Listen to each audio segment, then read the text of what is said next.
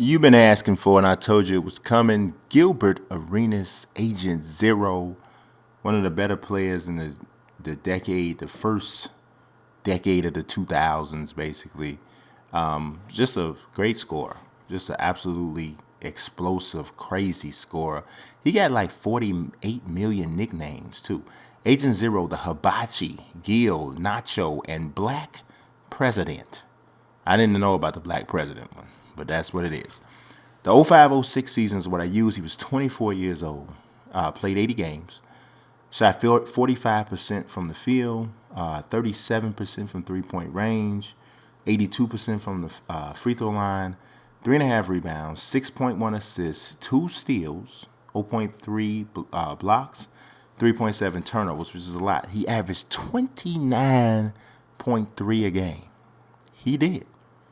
Now, that Wizards team wasn't like all that good, though. That's the thing. You know, it's possible for guys to like have a like one of those what you would call like what you call empty numbers.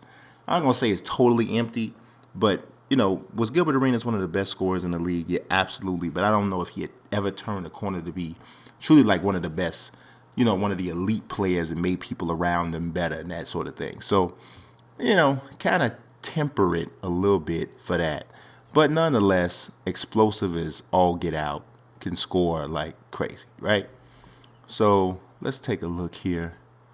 Tried to hook up the signature stuff. Let's go to the shakes. Gave him this crossover, the behind the back, that spin, that hesitation, this size up, the James Harden layup. He could jump a little bit, so we had to give him something there. That might be a little bit too much, though. I think that's a little bit too much, now that I'm looking at it. I think just the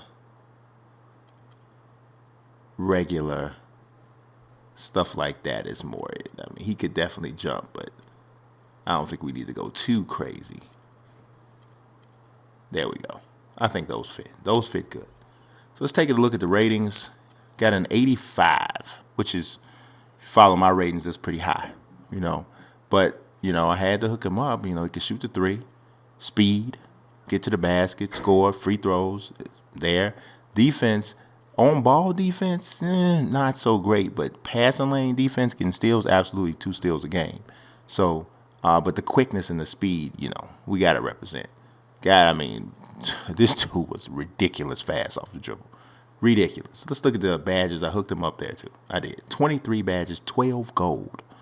Acrobat, hop stepper, king of euros, teardropper, limitless range, microwave, shot creator, volume shooter, killer crossover, spin kingpin, all gold. I hooked him up. It's time for that next guy. Let's go. We got JoJo White, Boston Celtics legend and recent Hall of Fame nominee. So we'll see. They haven't announced, I don't believe, haven't announced the actual people who are actually getting in. But JoJo White was one of the premier scoring point guards in the 70s. He actually made 7 straight All-Star games from the 70-71 season to the 76-77 season. And the consistency was pretty remarkable. And if you also consider that he did what he did without the three-point shot and him being a jump shot shooter, you can only imagine what numbers he would have put up if, he had played a little bit later. But I chose the 74-75 season. He averaged 18.3 points a game. Now, he actually had 2 seasons where he averaged over 20. But the shooting percentages, I was kind of going back and forth between his 24-year-old season and the 28-year-old season. When he was 24, he averaged 21 a game, shot 46% from the field, 80% from the line. But he only averaged 4.8 assists. So I kind of thought that maybe the 74-75 season was a little bit better because he did shoot 46%, at least rounded up, and he averaged 5.6 assists. His rebounds were a bit down, but his free throw percentage was up higher. So I don't know, I just kind of thought this was better. He also averaged 1.6 steals that year. I don't know how many steals he averaged in the 70-71 because they weren't keeping steals or blocks in that, at that point. So either way, he was a very good, consistent player. 6'3", so he's a big point guard too. 190 pounds, and just one of the when you hear about great Celtics from the 70s and 60s and stuff, you don't really hear JoJo White's name too much. I think he just had like a kind of a mild personality. If you look at him now, you just kind of think, look at a guy that just seems to be kind of understated. But when you look at the game, and you look at, what he accomplished and that sort of thing, it's clear to see how good of a player he was. And just taking it even a step further, which is something that I haven't really been talking about in these before. And, now he won two NBA championships. In the second NBA championship, throughout the playoffs, he averaged 22.7 points a game throughout the playoffs. And in his overall playoff numbers, period, he's 21.5 points a game. Now, granted, my ratings are just for one season, so it's not like a career accomplishment. So that's the one thing I always tell y'all to remember. But, this guy could play. This guy could really play. So let's take a look at how I rated him. I gave him an 84 overall. Just a good overall shooter just throughout. You know what I mean? You see, I gave him kind of solid 80s in a lot of the shooting. In the shooting categories, he was 83% free throw shooter. Not, from what I could see, not like a really crazy run and jump athlete. Not too crazy. So, and a lot of, he didn't go to, I don't think he went, it doesn't, you can kind of tell he didn't go to the basket a lot, which is why I gave him some love on the 3-point shooting. Because if you look at his free throw attempts per game, no season did he really ever, go to the line like you see like a James Harden and those kind of guys. The most free throws he ever shot per game was 4.7. And that wasn't even the season that I used. The season that I used, he only shot 2.7 free throws a game. So that pretty much tells you the majority of the damage he's doing came from the outside. So let's look at the badges. He got 9 of them. Corner specialist, microwave, and step back freeze are the golds. So there you go. All right, it's time to take a look at the last guy. Micheal Ray Richardson, one of those guys that, it's kind of like people would say, like whatever happened to this guy, whatever happened to that guy. Micheal Ray Richardson was literally one of the best players in the NBA in the early 80s. But he ran into some drug issues, and it kind of messed him up quite a bit. Ended up last season in the NBA, he was 30 years old. But he played 4 seasons with the Knicks, 4 with the Nets, and split one with the Golden State Warriors. I chose the 79-80 season when he was 24 years old. It was his second year in the league. He led the league in assists and steals. One of only 3 players in NBA history to lead the league in assists and steals in the same season. So this is not a clue. I could have used this as the clue. But